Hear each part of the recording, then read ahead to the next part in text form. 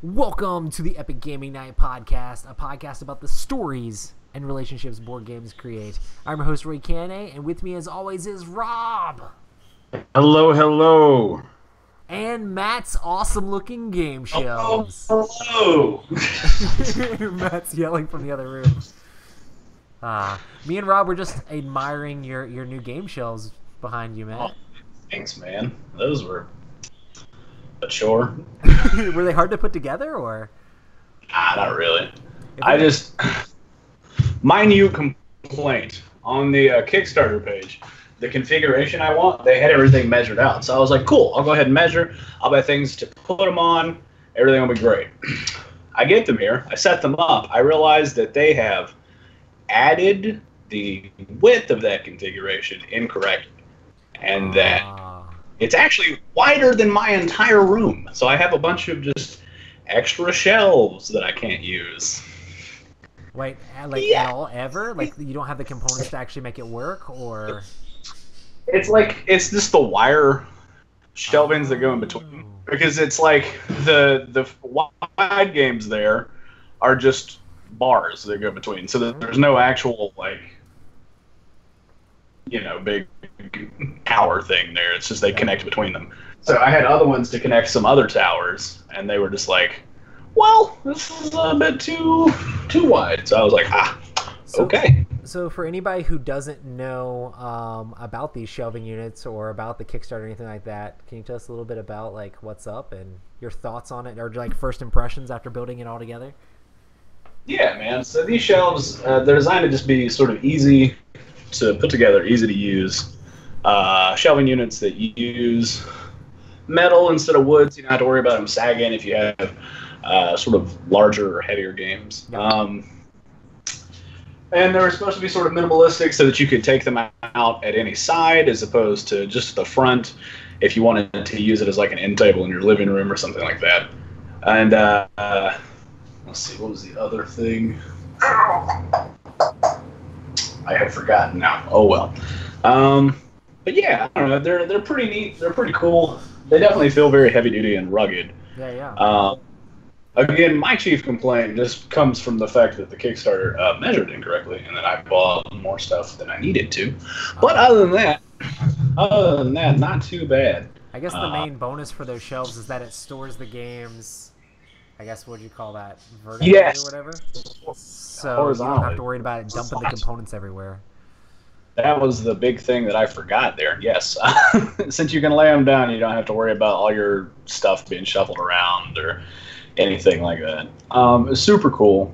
I do like them. I was just having a tizzy of a day when we were setting them up because it was, I don't know. It was frustrating to get it in and put it together and be like, all right, cool. I measured everything like 4 times. Went and bought these shelves from IKEA. Everything's supposed to line up. I'm supposed to have 2 inches of IKEA shelf on each side, so they don't have any overhang or anything like that. And I put it together, and I'm like, oh. Neat. Math is pretty precise, and this is not that precise. Absolutely. And then, so the other thing is, because of the way I bought a lot of pieces sort of a la carte, so I can't necessarily... I can change it and add stuff in and out, but it doesn't really quite accomplish the same thing, so... Gotcha. Well, what you have behind you, looks great, so... Yeah. I mean, I'm really happy with the way it looks now that I've had everything sort of sit in for a bit. I still need to go through and move some of the games around and, figure out what's going on there. But, yeah, pretty good. Awesome. Well, I guess we can go ahead and get into some news things. One thing I did want to mention is that my new employer, the Dice Tower, is running a Kickstarter right now. They have a Kickstarter to help support the Dice Tower. They do tons of different reviews and videos. Favorite Games Fridays up on there. Me and Rob used to do reviews on there, but we've been pretty busy with all that stuff. But there's lots of awesome stuff on the Dice Tower. I bought a company, and so yeah. And I worked overnights for a long time, but now I'm here editing videos for these guys. So hey, if you support the Dice Tower, that directly goes to my salary. So thank you so much.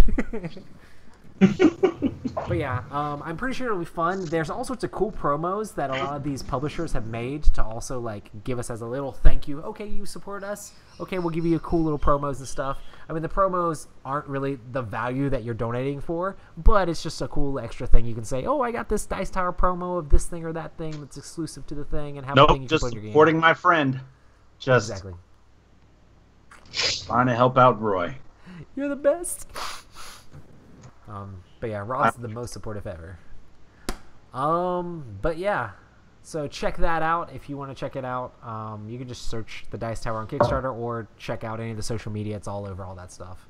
Also, we actually had a request to talk about this game. This came out last week.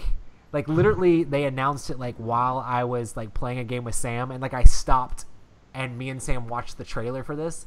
There's a it is the Lord of the Rings, like Journeys Through Middle Earth game from Fantasy Flight.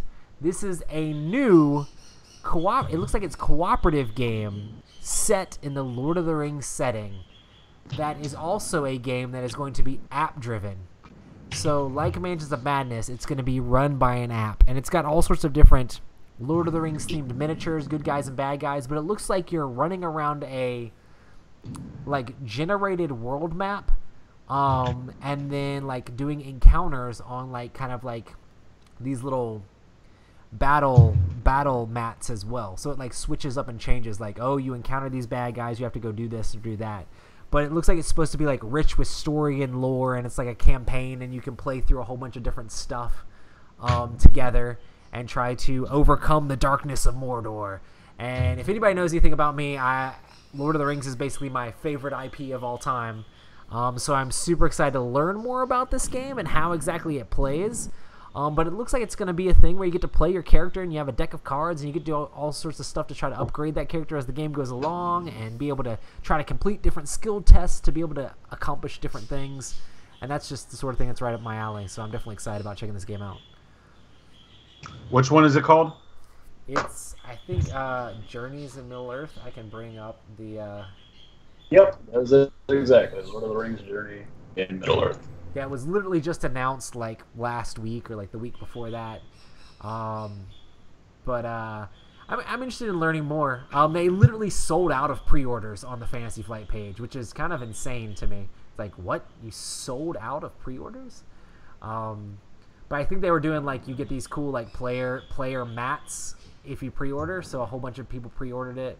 But just the idea of being able to play on a board and run around, and then like it's supposed to carry on, and they say like each time you play the scenarios or the different game it's going to be different. I guess I'm not sure if like the app generates it as it goes along each time, but it feels very like Mansions of Madness-ish with like how they're putting stuff together and how it's like required to have an app, and the app is going to drive you through all this stuff, but it's campaign based.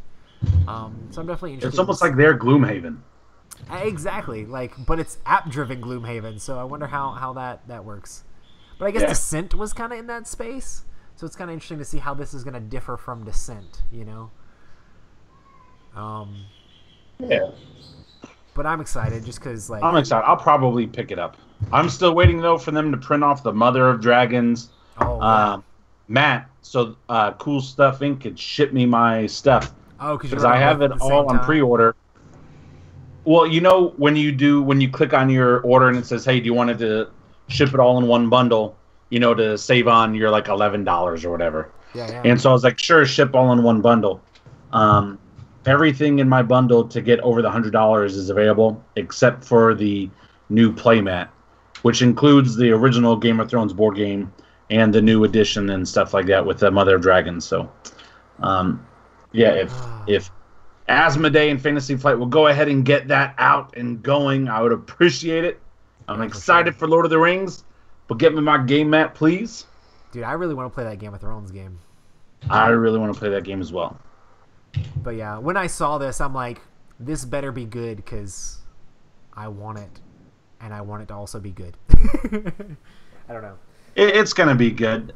Here, even though I have like a lot of angst and issues with Asmodee and stuff like that, they make good games. Like it's not like all of their games are like crap.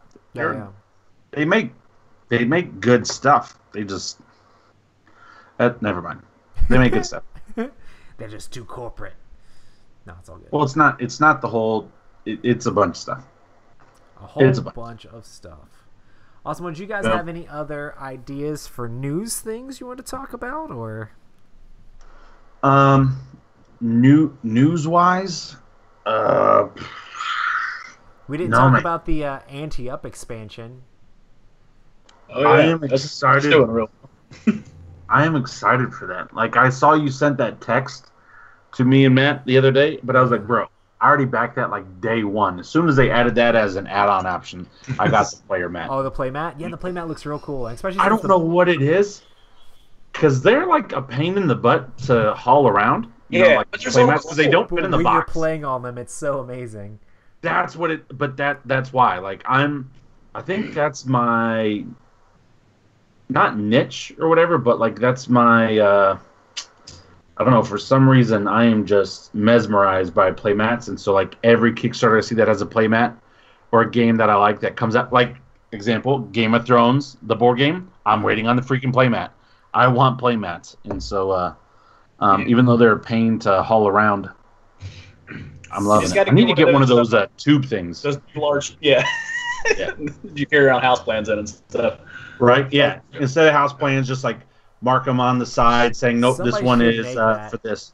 Like literally make a, like, I don't know if it's like just like big like canvas thing or just something that like is made for hauling around all of your playmats. Bro, that's a Kickstarter idea. And what if you can make one that had like compartments inside of it, so you can, instead of pulling out every single playmat, right? You could pull them out individually. We need rather than having bag to of holding playmat that they just dematerialize inside the bag, and then you pull out the one you want. I think I'm gonna I'll go to Goodwill and find like an old golf bag, and then just stuff a bunch in there. Yeah, then anytime I go to a con, I'm just that's carrying not a bad idea. Get like a kid's golf bag. Yeah. Because the thing is, it's got to be thick, because it's like you want to roll them up, but they're kind of thick themselves, and you don't want to like fold them or crease them at all. So you've got to make sure you've got enough space to hold, at least I don't know, 2 to 3 based off what games you're bringing or playing. So. Well, see, also like, do you put rubber bands around yours when you're carrying them? No. Is that a bad idea? Nah. Put like hair bands around it. Yeah, like stuff like that, like hair bands, rubber bands. You wouldn't want to necessarily like roll it up and then put like all of your board games on top of it. Oh yeah, you wouldn't want to flatten it down. It's not going to do anything. Probably in the short term, but like long term or stuff like that, you might notice that the shiny side that you're interested in playing with is bent, messed up. Yeah, I like that idea. Micah says an arrow quiver for game mats. Oh yeah, that'd work. Oh yeah, if they made something that was like that, that would be great. Okay. I just love the idea of somebody walking around like Dice Tower Con with a golf bag. Full of playmats. Like so many people have their own, like, they're either using like the blue cool stuff bags, or they brought their own like cajon bags, or whatever. And there's just this golf bag is just like, yo, what's up? Anyway, we're here to play a game. Playmats are so satisfying. What if you did this?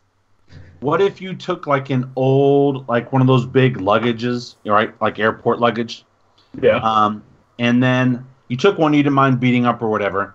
And so you can use the luggage part, like the big meaty part, for your board games on the inside, right? Now I'm talking about get one of the ones that has the handles and the rollers. So this is the big one. You get one of those, but then on the side, you cut some holes through the side on each side, however you want, and then you put those plastic tubes on the side of them. And that's where you put your game mats inside of that.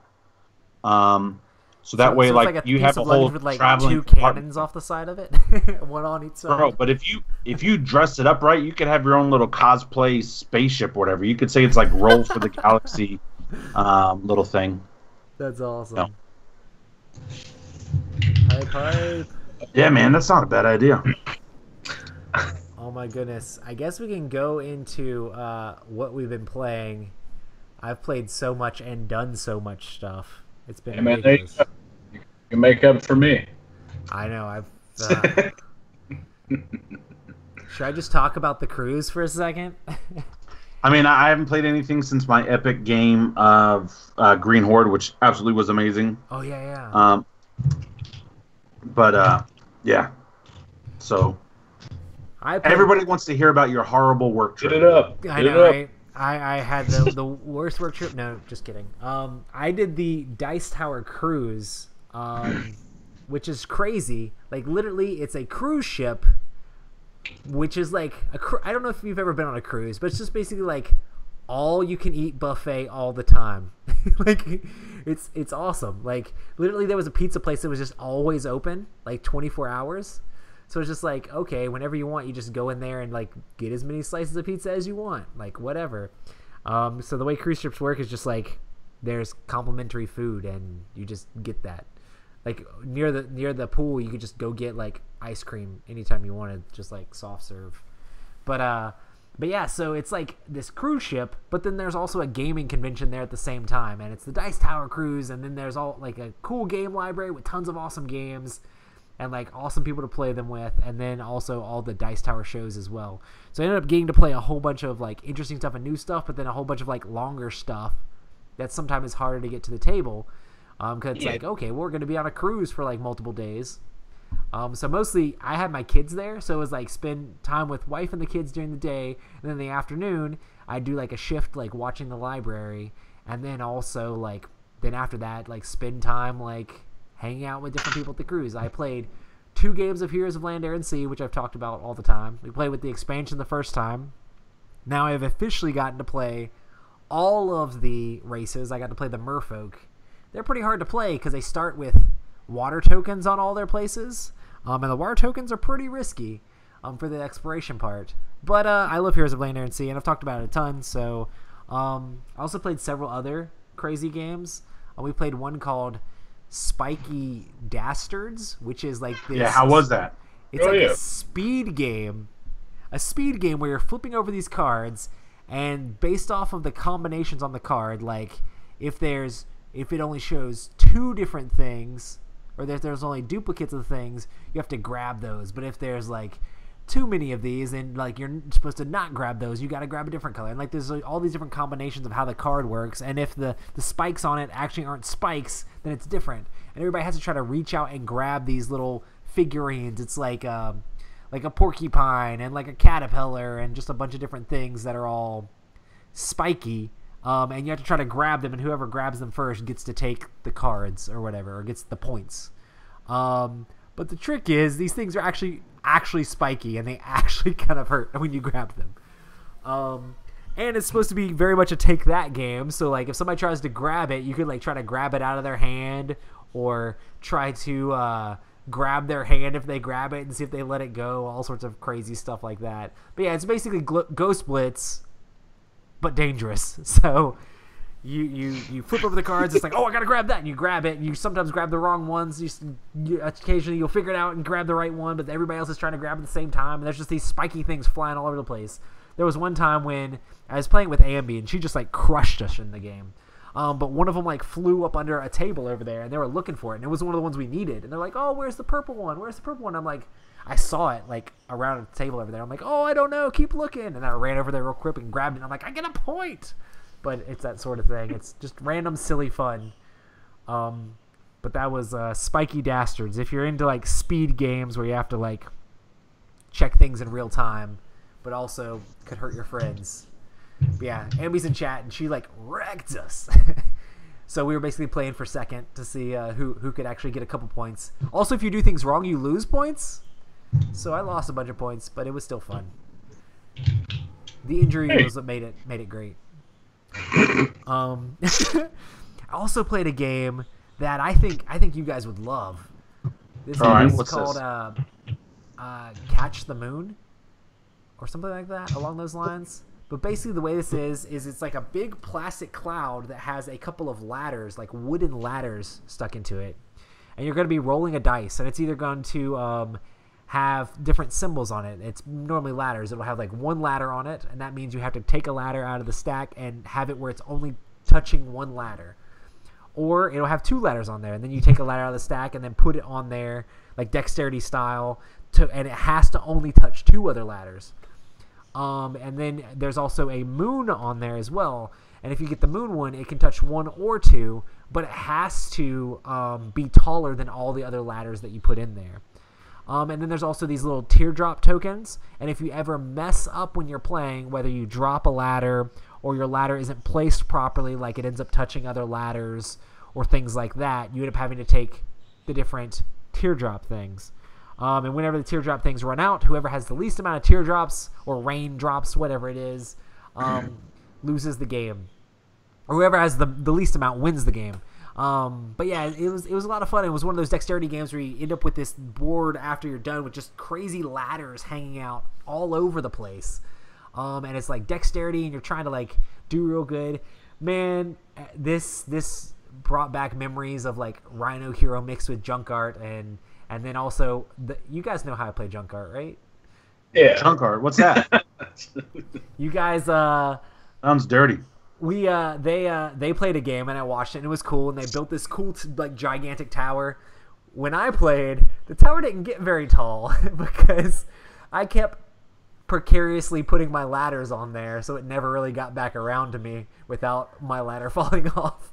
But it was a lot of fun trying to build this ladder thing. Are you looking at pictures of it, Matt? Because you're making interesting faces. Absolutely. This game looks really cool. It is awesome, and it's so simple. Like, it's literally like roll the die and then put the ladder on there. But the ladders are cool because they have like every single ladder is different. Yeah. So every single one is slightly like different shaped, and then like some of them will be like missing the little steps to them, so you can like kind of hook that around another ladder. There's all sorts of interesting ways to put the ladders on there. And I mean, our experience with dexterity games definitely helped me out in being able to like have steady hands and put it on there good. So just from playing with all that stuff. But yeah, we actually played this before the ship left port. But the game room was actually in one of the lower docks, so it actually wasn't that shaky overall. But yeah, it definitely ups the difficulty if you're playing dexterity games on a moving ship a little bit. Just a little bit. But yeah, we actually played it before it actually left port. So and there were plenty of times we were like actually stopped. But yeah, it was a ton of fun. I feel like it's one of those games that you guys would just love if you played it. And that's Catch the Moon. Catch the Moon with the chairs. It did look good. I saw your pictures. Nice. But some of us have real jobs for a living, so I'm sorry. couldn't do it. I'm not jealous or upset or anything. I'm super happy for you. That's great. Hype. What was I going to say? Do you guys have any games you want to talk about, or That I've played? Or I mean, whatever. I mean, because I can talk about your favorite game, or what used to be your favorite game. I do want to hear about this. Yeah, this new expansion that you played. Like, I'm really excited about this. So yeah, please go on. The Mansions of Madness and the newest expansion wasn't in the Dice Tower library, and I was like, oh man, I really want to play that. I don't have the newest expansion yet, and I didn't really want to bring my copy of Mansions on there. So I was like, hey Tom, did you know that the newest expansion of Mansions of Madness has like a ship scenario, like where you're on a ship?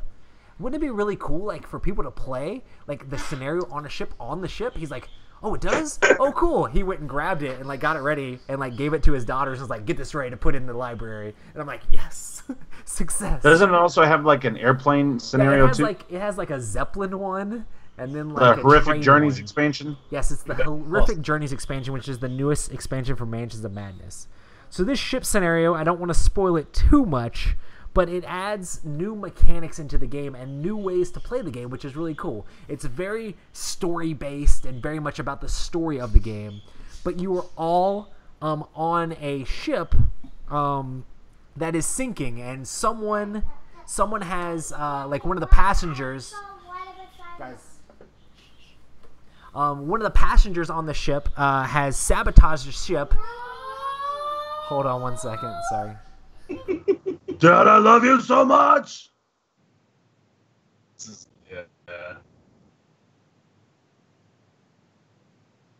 That one scene in it, just strolling in, while the guy's talking about North Korea. Normally, Yes, I saw have that the kids video. in bed Yeah. when I record these, but you know. That could have been a perfect shut the door for the Dice Tower. That basically was a shut the door. Shut the door. Exactly. But yeah, so you're all playing on a ship, and there's someone you're trying to figure out who has sabotaged the ship and is making it sink, basically, or who blew up the engine room. And that's how the game starts. At the beginning of the game, each player is dealt out like a role card, and you're either A, you're a human, or B, you're a Deep One hybrid, which means you're like a fish frog person. So this turns Mansions of Madness and makes it legitimately a hidden trader game. So a lot of times you play the game and sometimes you can go insane and people don't know if you're good or bad. In this scenario, there will be 1 to 2 people that are definitely playing against the other players, but you don't know what's happening. One of the things that I loved about this scenario is that it adds in like secret events that happen. So you will have to, whether it's the phone or tablet or computer or whatever you're playing on it, it will say something happens to this person and that person has to make a choice in secret. So they have to do it without the other players knowing. So they would like read it out and then they make their choice and they don't know what's going on. I don't really want to spoil it a lot, but maybe I'll just make up a scenario or something. Like what if it's like, okay, so there's a person drowning in the bottom deck or whatever. Do you just let them drown, or do you risk your life and like throw them a life raft or something like that? And you have to make that choice in secret. Everybody gets to know the situation of what's happening, but they don't get to know the choice you actually made, whether you're a traitor or not. And sometimes later on in the game, it'll actually bring that back up. Like, people will be like, oh, well, that person that you try to save their life, you find them dead later on in another place. And they're like, with water all over them or something. And it's like, oh, did Roy actually, like, kill that person? Or did he actually save them, you know? So it throws things into question. And there were lots of interesting stuff like that in the scenario, which was really cool. And the app also asks you which alliance you are at the beginning of the game. You pass the app around, and each person has to fill it out. Like, we played, and Ambi and Toby were both fish frog people. Ambi! But when Ambi did it, it told her who the passenger was that sabotaged the ship.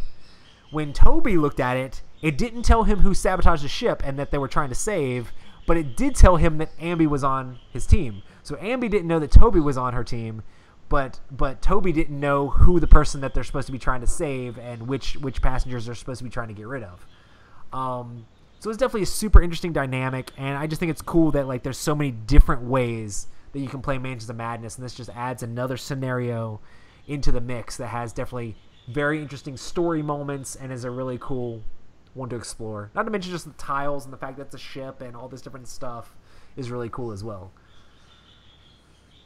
See, now that to me is super cool because the way you're describing it, they can basically, in the app, code in a bunch of different information scenarios to give out to people so that your gameplay is going to be not only different based on who you're playing with, but who gets to be the traders, but what information they receive. And then you can start to tweak it even further in there. Like, that to me is a much more interesting use of... I mean, there's so much stuff they can do with that, you know? I mean, I don't know how deep it goes, but, like, it could trigger events knowing that this person is bad and doing specific things and then giving them information, like, within the game at a certain point, you know? And then it could specifically give them secret story information as the game goes along, which is crazy. Because it knows which characters are good and which characters are bad while you're playing, but none of the characters at the table actually know. And it knows the exact character. Like, it's like this named character, like Silas Marsh or whatever his name is a fish frog person. Like, it's like, okay, well, how does this play into the game as you go along? It's really cool. I'm excited to see the other scenarios as well, and what they add to the whole mix of it. But yeah, that was the Horrific Journeys expansion for Mansions of Madness. Dun, dun, dun. Sounds pretty awesome, actually. I need to own it because I don't actually have a copy yet. I have everything else for Mansions, so it's definitely near the top of my list for things that I want to acquire. So yeah. What is that, Rob? You're just contemplating how evil Ambi is and how she vexes. I already knew Ambi was evil when we were... What game were we playing at Dice Tower Con? Strike. And she kept doing all that stuff with Strike. So, and she's not evil. She's just very calculated, very scary player. Like, I would not want to play against her because she'll probably win. We played 2 games of Hail Hydra, and her and Toby were Hydra both games.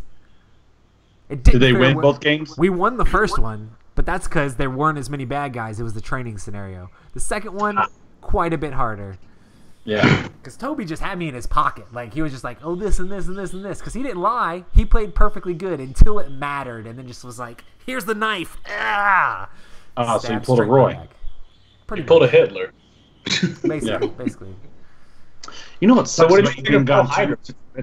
Sorry. Oh, I thought it was amazing. I can't wait to play it more. I thought it was a great game. It's like Battlestar Galactica meets Secret Hitler meets the Resistance, basically. Yeah, man. Yeah. It's good. It is so much fun. It's so good. I think it's definitely like a top 3 social deduction game. Yeah. It almost be my number 1. It's just not as universal to play, I think, with people as Deception, Murder in Hong Kong. Yeah. And the only reason is because not everybody's a Marvel fan. But, right. Everybody has that idea of if I killed you with this crazy thing, what would happen, right? Right. But Hail Hydra, it's probably number 2. I mean, it's pretty good. It's a lot of fun, man. Nice. Sorry. Nah, man, go on. Bro, we missed. Yeah, I mean, I'm stoked for like when we have those big cons. We're gonna have to make the whenever we're all 3 at one, we're gonna have to make that scavenger hunt epic. Because everybody wants to bring that back. Yeah, man. We'll do something. It's just, man, it's been really crazy for me here. That's why I haven't played a lot. Oh yeah, I'm sure. I've had a lot of stuff going on, and so it's not that I haven't wanted to play or anything like that, but we do miss you. Yeah. I heard that last episode went amazing. It was terrible. Last episode was technical difference. In fact, I would be okay if you deleted it. I mean, if you guys want me to, I can fix it up. Yeah, I would just accidentally lose it. You guys had some content in there. Bro, okay, but you remember what I was telling you earlier? I didn't actually listen to the whole thing. Is it that bad? No, but remember what I was telling you earlier? Yeah. I got that phone call an hour before the show. Oh, dag. So yeah, okay. I'm just like, I was not prepared to do the show. Gotcha. I was trying to like. John Smith's there for you guys. He said it wasn't that bad. Wasn't John Smith? That bad. We appreciate you, man, but it was terrible, bro. And there are multiple spots of where it just gets quiet, and then I just start talking because it's like, yeah. Yeah. I'm over here just like, how do I fix this? And I just go super tunnel vision. And Rob's like, I guess so. Anyway, I'll just talk to myself for a while. So yeah. It was so funny because like I had forgot, like, I mean, I was on the middle of a cruise ship in the middle of the ocean. I had forgotten that it was like, I didn't even remember it was Tuesday, and Nick had posted on Instagram, like in his story, that, oh, check out Matt and Rob Epic Gaming Night. And I was just like, what? Yeah.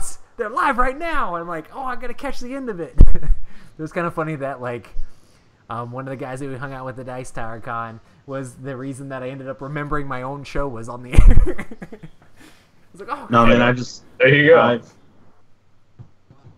I've just had a lot of family issues and stuff going on. Yeah. To be honest, I did not listen to it. I don't know if I will ever listen to it, but I can't remember half the stuff I talked. I know I talked for a good 30-plus minutes on Green Horde to try to eat up as much time as possible. But yeah. Well, we don't want to lose the Green Horde content. But the only thing we talked about, honestly. Did y'all end up playing it together, or? No. We did not play together. I would just occasionally come out of my IT coma and ask him a question about something he had said. I'll tell you what, though, man, I really love. Because Matt was trying to fix everything. It's such a good game though, Roy. And I had the rules and everything fixed. And we played. Oh yeah. We had 8 characters because I played with 4 people, and so we all picked minis 2. look amazing. Man, and the dragon came out, and I figured out how to play with the dragon and stuff. And Did so y'all use like catapults and stuff like that, or? yeah, we had the ballista and the trebuchet in there. Yes. And I didn't just spam every single abomination card in the thing, so it was more balanced. Yeah, when that happened, I was like, I don't think you can win this game. It was so bad, but I did put in this one abomination. Roy, have you ever seen Monty Python in Search for the Holy Grail? Yeah. You know the little rabbit, And that like kills everybody. Mm-hmm. He's an abomination in the game. That's I think it's one of the exclusives. Yeah. But I've seen it before, but that's awesome.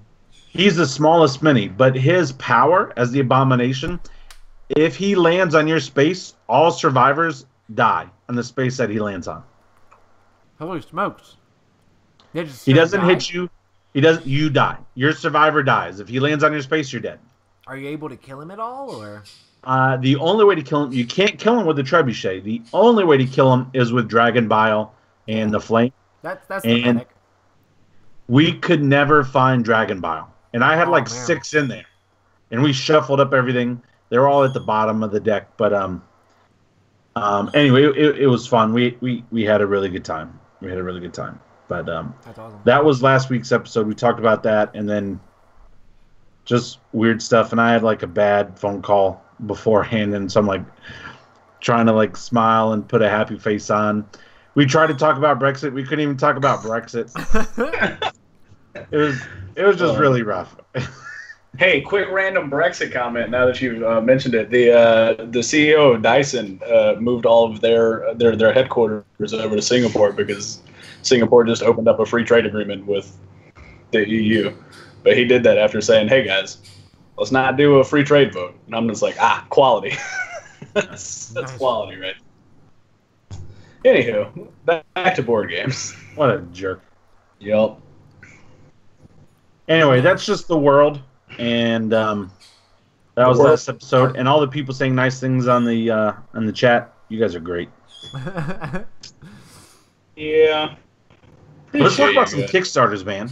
Yeah. Let's talk about not just Kickstarters, but questions of Kickstarters. I have 4 questions that I wrote down.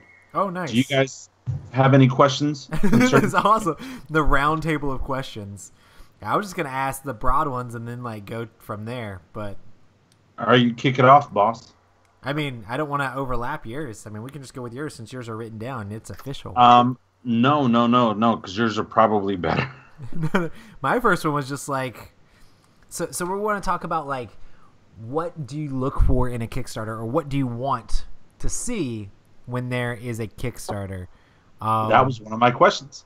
So yeah, whenever you're looking to back a Kickstarter, what is like the main thing that you look for? Matt? Well, I honestly couldn't tell you. It has to be functional. I mean, that would help. That would certainly help. But I feel like I've backed non-functional things in the past, so who knows? To fit in the microwave. Yeah, man. Good old. Oh, hey, Matt. Side note: that company. Remember the pictures I sent you last week on that Kickstarter? They sent me back my money. Oh, hey. Well, congrats, man. You did. I was kind of surprised. But I mean, I don't know. Like, the way I back Kickstarters is very strange, I guess. I don't know. There's just a lot of stuff all over the place. So it's like, board games wise, I don't know. I look to see if it's a designer I know. Yeah. You know, like if it's a Ryan Lockett game or something. Okay, cool. We're probably in there. Why not? Yeah, for sure. If it's a cool mini or not game, maybe check it out and see what we're doing here. I don't know. Like, some stuff the art gets me. Some stuff it's like if I look at the board, like there's this one game that I backed called Planetarium, and it's basically just a simple game where you have a bunch of elements in a circle, and then on your turn you collide like a planet that you control into something else. So you're just trying to score points by collecting these elements to build certain things that you have in your hand. But it's just like the way the board looked to me was super cool. So I was just like, this looks interesting. I might only play it twice, but let's go. This is fine.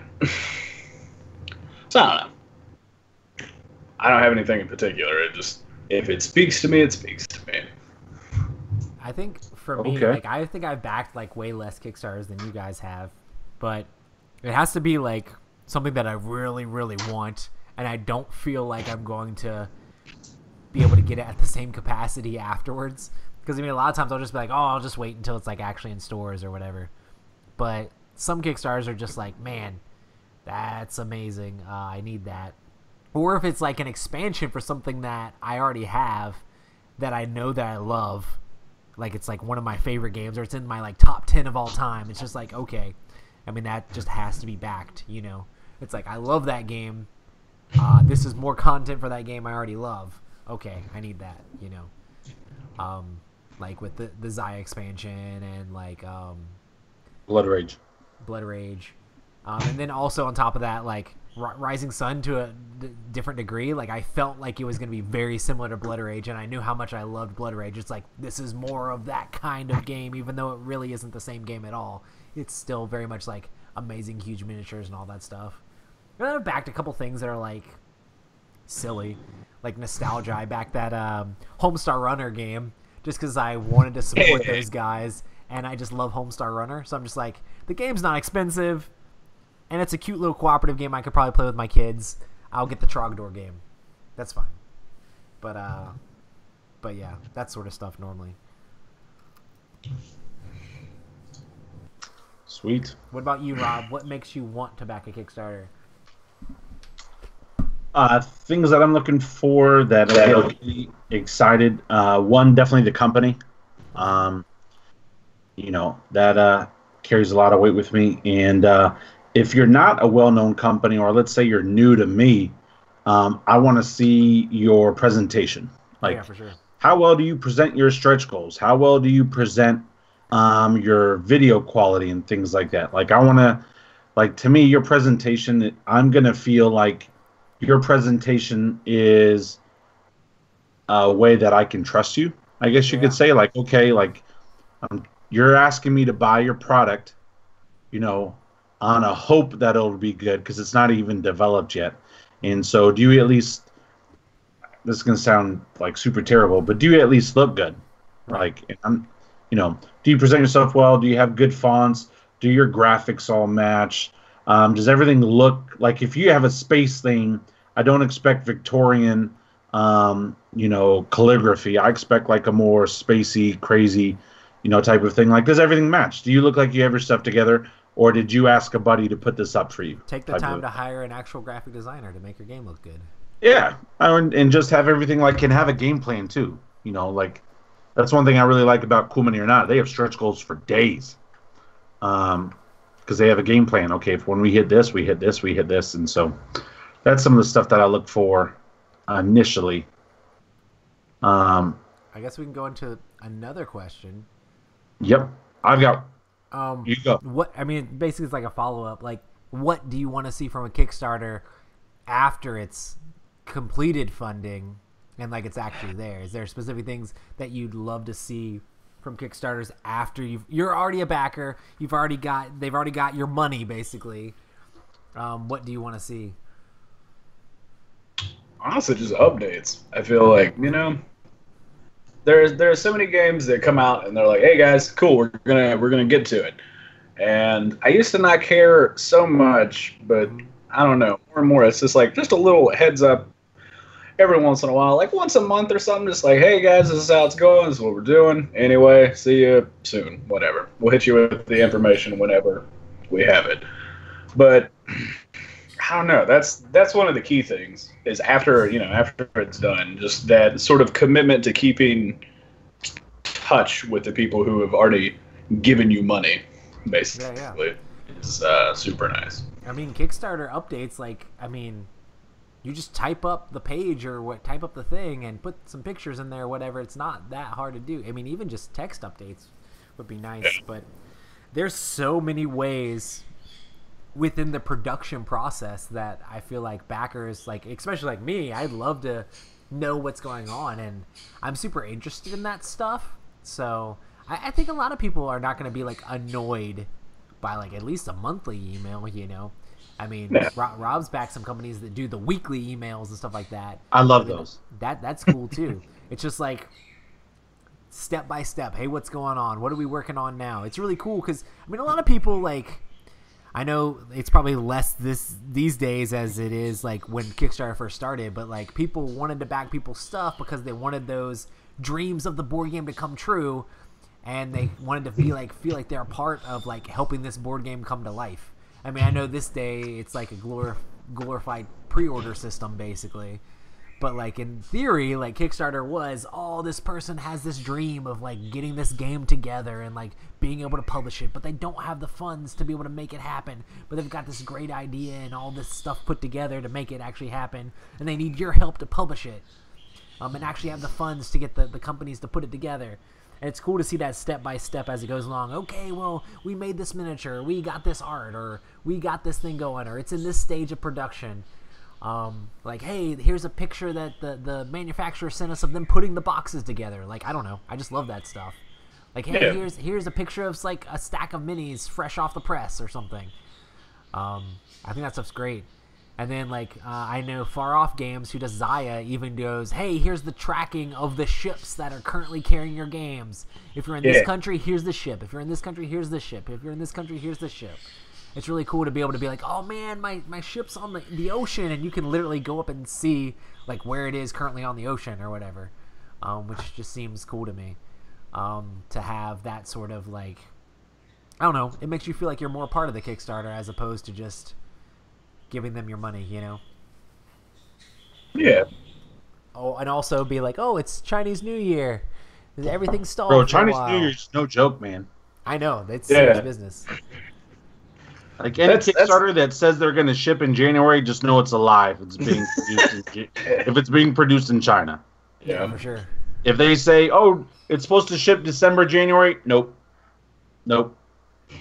It's now March, April, Oh yeah, for sure. because they're going to need the month of February to make up all the time that they lost in January, and so it's going to ship in March.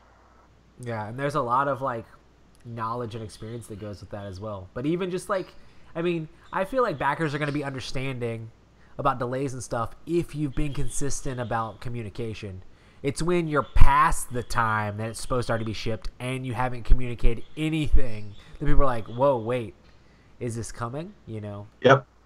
That's another reason why I dropped the Kickstarter, and I actually got my money back that I was telling Matt about. Is that the Awakening Realms one? No, Or no, no? Different one? no. Their communication was terrible, and they would go weeks to months sometimes without saying anything, and then it would just be like this quick, "Hey, we haven't said anything in a while. Just wanted you guys to know we're taking your feedback into consideration." Oh yeah, for sure. I have a very busy life, and I am involved in over a dozen different projects in my life with different things that I'm doing. And you would think like communication would be like too much for me, but because I've got so much going on in my life, knowing where something is helps me mentally just check it off. Like, okay, I don't have to worry about this because I know this update just happened here and this is happening here. And so I feel better about that. But when I've got a lot of stuff going on and then I think about these other projects, what's happening with this, what's happening with that, because to me, board games are supposed to be relaxing, not stressful. And I invested money, and I typically, when I go on a Kickstarter, I go pretty big on a Kickstarter, you know, and so it's like, all right, I've got a couple $100 lined up in this thing. Where is my stuff? What's going on? And so that's what I love. Like the Joan of Arc, every single Wednesday, they do their Wednesday. I forgot what they call it, but every Wednesday it's their Wednesday update. And sometimes it's big, sometimes it's small, but they're like, guys, we're just going to stay in communication. We're just letting you know what's going on. And I appreciate that so much. So if you're listening and you're doing a Kickstarter, maybe not every week, but definitely at least every other week. Just plan on having different steps and just different information to give Even out to if you people. don't have a lot to offer, right? Like your Kickstarter is pretty basic, go ahead and have it planned out at least bi-weekly or heck monthly. I'm going to send off about this, it, you know. and you can make a whole update about a new rule. In fact, the Joan of Arc game, one of the updates that they had was on a couple rules in the rule book. Just letting you guys know, here's some of the rules about this, blah, blah, blah, blah, blah. Yep. Just okay. But it kept us, they were feeding the monster. That is that's the mob. Exactly. And so when you feed the mob's good. That's like Monolith has sent out. I mean, they don't do nearly. I mean, they send like maybe every month or maybe every little bit, but they send out like just today like a bunch of different pictures of like, okay, this is how all the Batman figures are going to fit into the shrink wrap things, and here's a whole bunch of pictures of how your miniatures are going to look when they come in, and these are the boxes that they're going in. Just different updates of different things like that, so people can get excited like, oh man, that looks great, that looks awesome.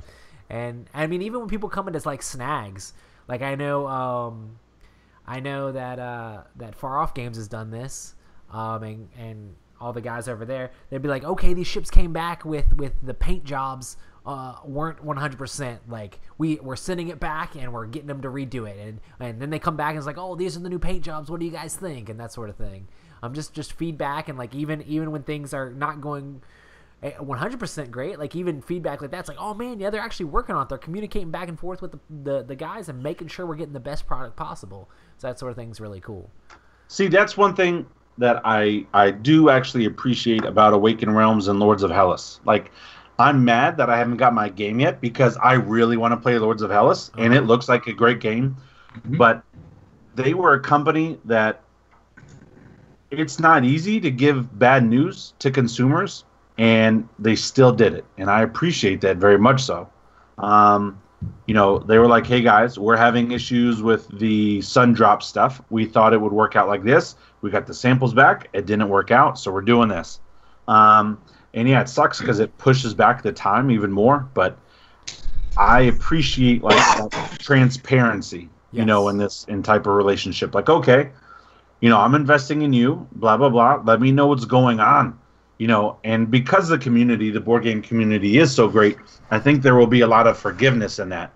But if you do not communicate and then your next update is literally showing a dollar store whiteboard that you just marked on with paper stuff, which is not at all what you put in your Kickstarter to get my money, then I'm going to ask to back out. And I'm glad they gave me my money back, but I was not happy. Yeah, there's an interesting feature that I think Kickstarter should consider adopting, but like Indiegogo has a thing in their emails when people send out update emails. At the very bottom, it just has 3 things, and it says, "Hey, what did you think of this update?" And it's just like, "Cool, super excited," or "Hey, thanks for the info," or one that just says, "Hey, I'd like some more info." And then you click that, and it basically sends feedback not only to the creator but to Indiegogo itself to like more look at how projects are doing and stuff like that. And it's just a super interesting thing to kind of keep everybody together, or just in a thing. So it's like that's a much easier thing for somebody who's running a Kickstarter to do than to try and read a couple hundred comments a day or something in like a messages form or something like that. If you just get poll statistics based off of the email you sent out, that hey, some people think they need more information, cool, we'll just put out another update tomorrow with some more information, or whatever. I don't know. That's a cool feature. I like that. Yeah, I think it's pretty neat. It's really awesome. Any other questions you have, Rob? Just got set. I have a couple of questions. What is a must-have in a Kickstarter? Like, in any type of Kickstarter, is there something, not something that you like, not something that you look for, but if you're going to get a Kickstarter, it has to have this one feature or this one something, or regardless, you're not backing it. Do you guys have any must-haves? I have a big one. Yeah. For me, it's like when there's like extra like impactful game content, like I'm like, oh man, I really need that.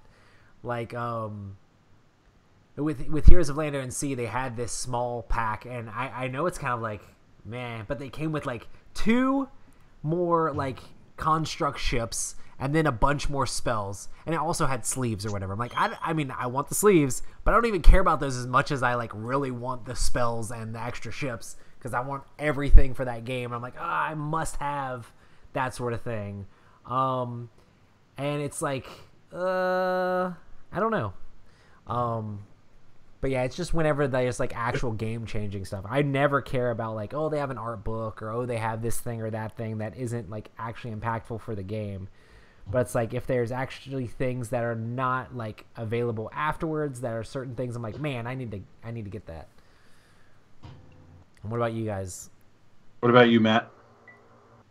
I don't know. 2 things for me that stick out. One is shipping costs. They can really climb on up there real fast if you're not watching it and stuff. Sometimes, it's just a couple of bucks, maybe $10, $15 or something, and that's all fine and good. But it's some of those bigger Kickstarters, if shipping is like $80 and I'm backing for like $150 or $200 or something like that, it's like that's a big no. Oh yeah. It's like I understand that what you're trying to ship me is a large product, and unless I'm super stoked for it, I'm not gonna be about that. But like, speaking of shipping costs, yeah. Sorry to interrupt. No, go for it. Joan of Arc. Mm-hmm. So because of the Chinese holiday, they're now having to split their shipping in 2 waves because they're not going to have everything done at the same time. Yeah. And one thing I appreciate about the company, they said, guys, that's our bad. We're going to cover the second wave of shipping at no additional cost to you. That's awesome. We didn't have our timing right, so we're going to ship the first wave. And I think the first wave comes with the dragon and like the main game and a couple of the other stuff. But like the big castle stuff and all my villages and all that stuff, that's going to come in the second wave. And they're like, no worry, it's on us. And so like I really appreciate that. So anyway, you were just talking about shipping costs, and that's something that is an issue, and I appreciate.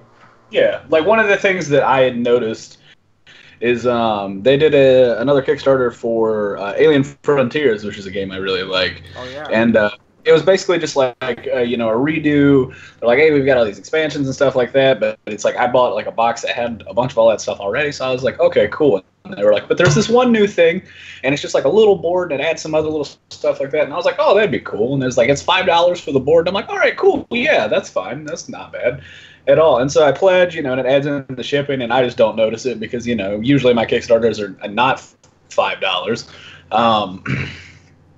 But then I was looking around and I was like, oh, I was charged $8. So it was like I bought a $5 piece of cardboard and got charged $3 in shipping, which isn't necessarily too bad, all things considered, but it's over 50% of the value of a piece of cardboard. Uh-huh.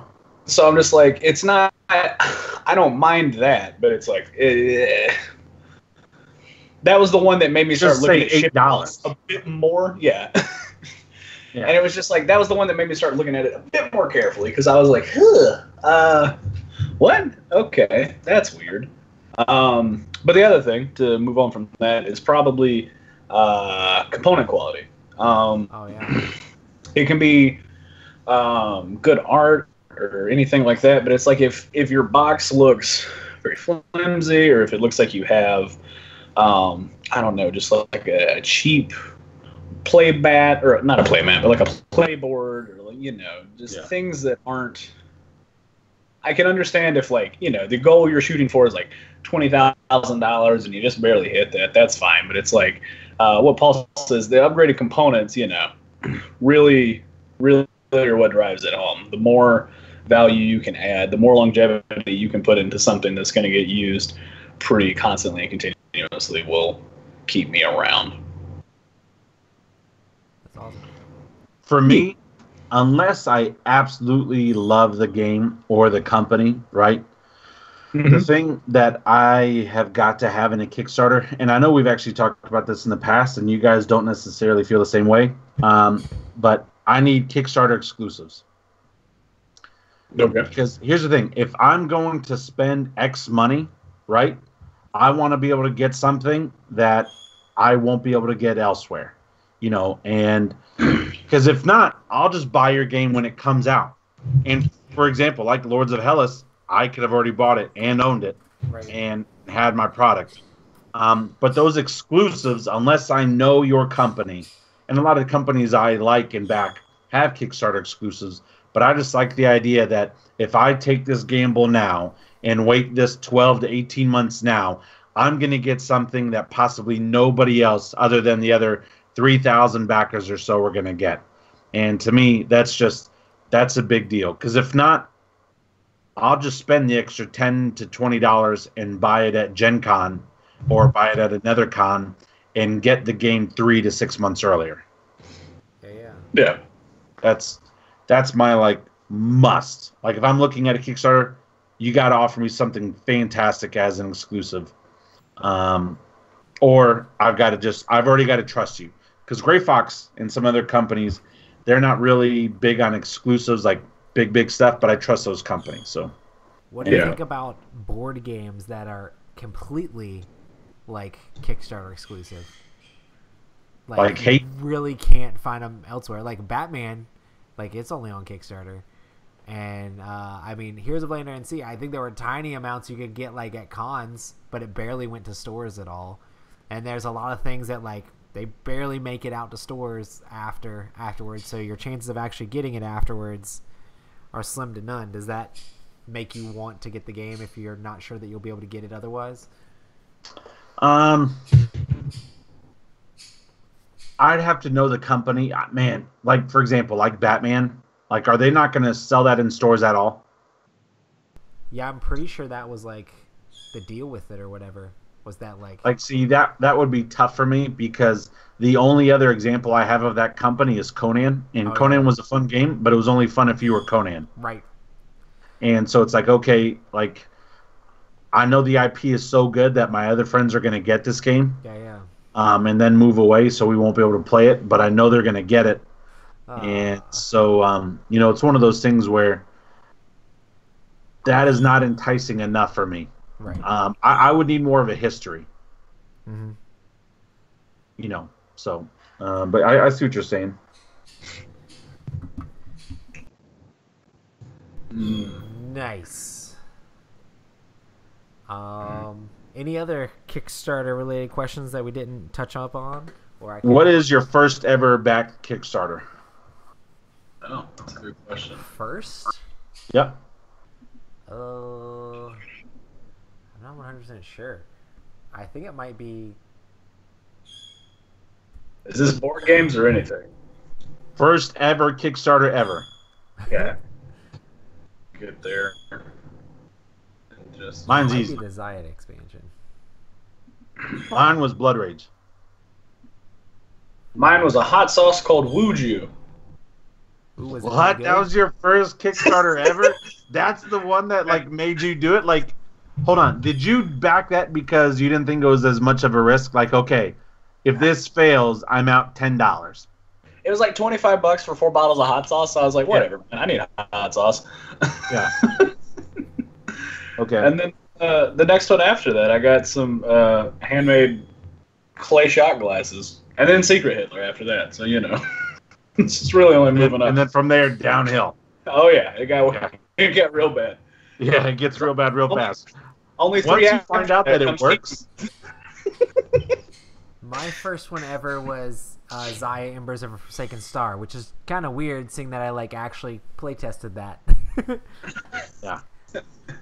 So. Oh boy. Yeah, my first one ever was hold on. I know it was Blood Rage, but then I want to look at like how long the next ones came in, because like once Blood Rage came in and I knew the system worked. Oh, nice. Gotcha. Yeah. That's when yeah. No, I take that back. I did Blood Rage, and then I did Zombicide, Black Plague. And then after that, it was like 2 years for stuff to come in. But anyway, yeah. Now that I know it works, like I'm okay. But man, there's this one Kickstarter I want to back, but it's something that I would play with your dad, Roy, not something that you will play. It's a World War II game. Oh yeah. It's like a updated type of memoir, but I know it's not your thing. All right. Are there I have any, one last Kickstarter question. Rob, before we move on, are there any non-board game Kickstarters you've actually backed? No. There's all board games? I'm a super backer on all board games. I backed MXPX's CD. They some bands, like older bands, have started doing like CDs on Kickstarter, so I like backed their CD and got a T-shirt and digital download. Nice. What? There you go. There you go. So, nope. Trying to figure out what that little wheel is made up of.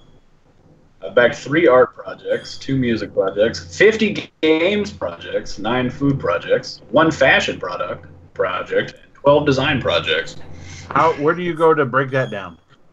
If you click on the little logo and then go to your profile under the My Stuff thing, it will show you all of your backed stuff, and then there should be a little wheel off to the right.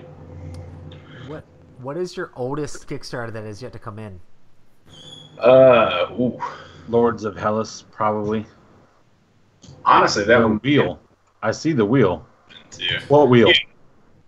There's just like a wheel that has little wedges that are colored in based off what you've backed. So if you've only backed games projects, it probably is like it just shows one color.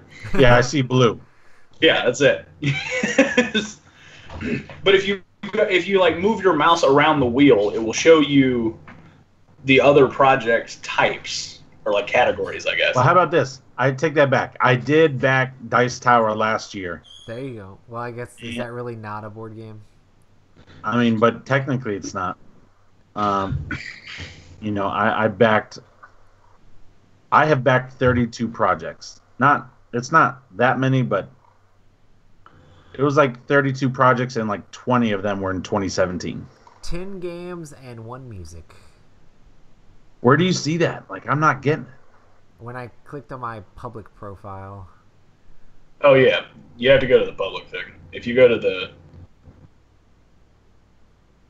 the other one, it tries to get you to your settings and all that jazz. The oldest Kickstarter I have that hasn't come in is a video game called Narita Boy. What? The retro futuristic pixel game. All right, I've backed 36 games and 1 design. There you go. Oh, Dag, you can actually look and see every single comment that I've posted on anything. Yes. Interesting. The oldest game that I have backed that has not come in is, I think, why is it not popping up? I think it's Lords of Hellas. That was supposed to get delivered in November of 2017. That would make sense. Lords of Hellas, I think, is like the second oldest in mine. Yeah. That still hasn't come in.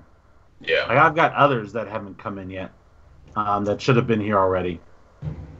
Time of Legends, which they said that was going to get pushed back. That hasn't come in yet. Reavers, nope, that's this year. Nemesis, no, my Nemesis, well, I got part of it. Lords of Hellas. And that one got declined. Actually, all of my other stuff is pretty good. I have a lot supposedly coming in 2019.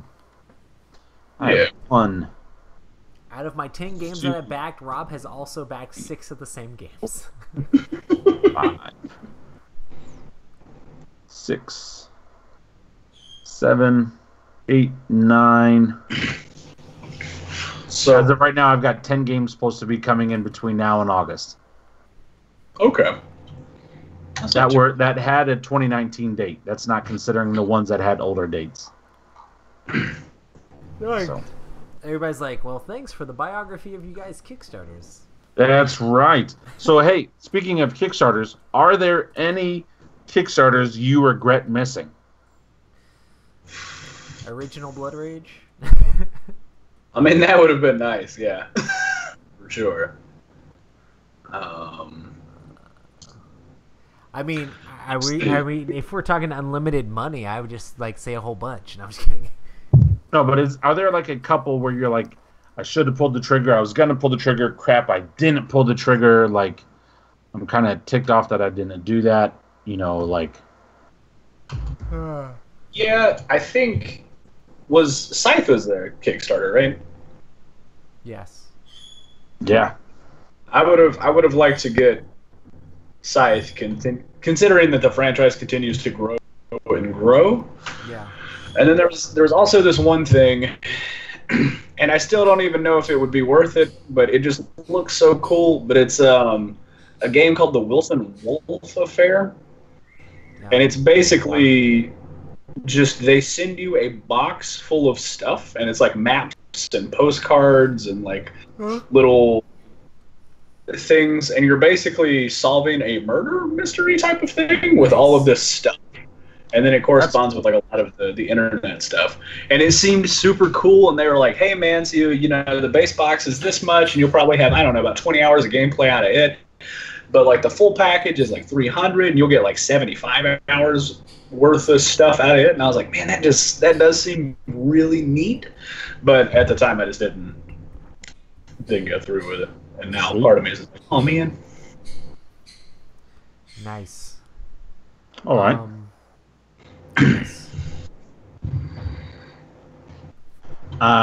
For me, I'm kind of mad that I did not back this game, and I didn't back it because I was mad about their other game. But Awakened Realms, Tainted Grail, it was the biggest board game Kickstarter last year. Yeah. Just coming with so much stuff. I'm kind of disappointed that I got. Guys, I wasn't thinking clearly, and I was just like, you know what? I'm mad at Lord of Hellas. I don't want to back your stuff ever again. And then Nemesis came in, and I haven't even played it. I just looked at it, and I was like, all's forgiven. I forgive you. Just because it looks I that forgive good. you. It's so dark and scary, and just like, it's going to rip my face off. And for some reason, I'm really excited for that. I'm just like, yes. Like, you know, so that game, and then also, which this is not something that you guys would necessarily be all in, but there's this other game called Reichbusters. It was the same people that did Joan of Arc, but they did like a World War II type of, you know, what was that game that Z really likes? Tannhauser. Sam really likes it too. Really likes it. Yeah. Those are two that I wish I really would have backed. There's one other game, but I'm not even going to mention it because it's like a 9-hour game, but it's all medieval times. Oh yeah. And like, there's no way you guys would ever like play that game. Like, not a chance at all. Man, look, I've played Killer Bunnies. I'll give everything a try. No, bro. This it's called Medieval Universal. It's 3 to 9 players. Comes with over 1,000 minis, and it's a huge world map. And yeah, it comes with 1,600 pieces. Uh-huh. I wish the thing is, you say that, but part of me really wants to get in on that Mega Civ game that they play at Dice Tower Con. This would be good practice. Just like 1 year, if I didn't have anything to do, it's just like, you know what? I think I'll just spend 2 days doing this. That's awesome. Anyway, there's that, and there's a couple of other things, you know, that I'm upset that I didn't back, but I know I'll get them later on, type of a thing. So that's a hard thing. Is like I can't think of one that I've been like, man, I really wish.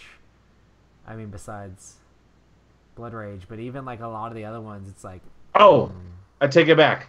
Freaking Brass. I haven't even played Brass, and hopefully I get to play Brass this weekend. If I get to go to the convention this weekend, but I may be traveling again. But Brass looks so beautiful to me, and that's just one I'm really mad at myself for like not backing. Like I would say Brass is probably my number one regret for not backing, and it's a heavy euro, and I don't care. It's just so gorgeous. It's like it looks good, like the box and the art, and the way. Oh, everything looks so good. That game. That's like the type of game that you go meet the parents first before you ask it out on a date. You don't just like say, "Hey, meet me at the movies." You go and you introduce yourself. "Hello, sir. I want the opportunity to take your daughter out." That's what brass is to me. It commands respect. I was about to say, You know, and I'm going to be the brass dad of dads. Like anybody that wanting to date my daughters, you have no idea what you're in for, bro. Yesterday we did a live unboxing for 4.5 hours and opened over like 300 something games. Like it was like 2 pallets worth of games live. But I feel like Brass was the best looking games out of all the games we opened. That's crazy. There you go, man. It's so good. Brass is so good. Ken Parker has a question in the comments. Do we have time for it, or? That's cool. Yeah. Kent Parker asks, "Are there any games you regret backing after playing?"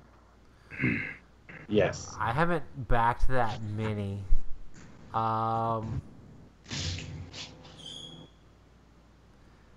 Yes. I've normally either have A, played the game, or